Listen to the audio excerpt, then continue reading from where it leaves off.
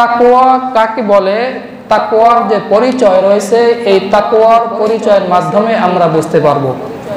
তাকওয়া এটা আরবি শব্দ, এর মূল মাদ্দা হলো ওয়াকিয়ুন কও কফ ইয়া, যার শাব্দিক অর্থ হলো বেঁচে থাকা, দূরে থাকা বা মুক্ত থাকা।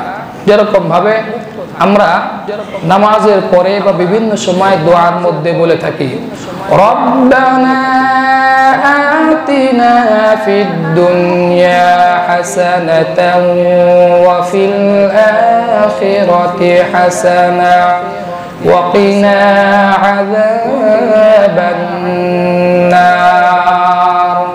আমরা বলি, হে আমাদের রব, আতিনা ফিদ দুনিয়া হাসানাতান, আপনি আমাদেরকে দুনিয়ার মধ্যে হাসানা দান করুন, আপনি আমাদেরকে দুনিয়ার মধ্যে সমস্ত ভালো কিছু আমাদেরকে দান করুন।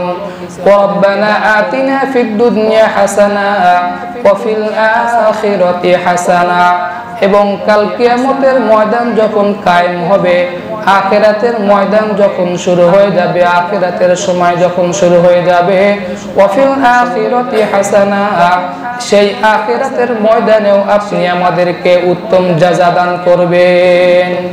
এরপরে আমরা বলি ওয়া কিনা আযাবান নার, এবং আপনি আমাদেরকে জাহান্নামের আগুন থেকে মুক্ত করে দিন। এখানে ওয়াকিনা যে শব্দ রয়েছে, এই ওয়াকিনা শব্দ তাকওয়া, এখান থেকে তাকওয়া এই শব্দ থেকে গঠন করা হয়েছে। ওয়াকিনা এটার অর্থ হলো আপনি আমাদেরকে মুক্ত করে দিন, আপনি আমাদেরকে দূরে রাখুন। কোথায় থেকে? আযাবান নার, জাহান্নামের শাস্তি থেকে। তো এই আয়াতের মাধ্যমে আমরা বুঝতে পারলাম যে তাকওয়ার অর্থ হলো দূরে থাকা, মুক্ত থাকা বা বেঁচে থাকা। এবার তাকওয়ার পারিভাষিক অর্থ হলো ইমতিসালুল আওয়ামিরি ওয়া ইজতিনাবুন নাওয়াহি।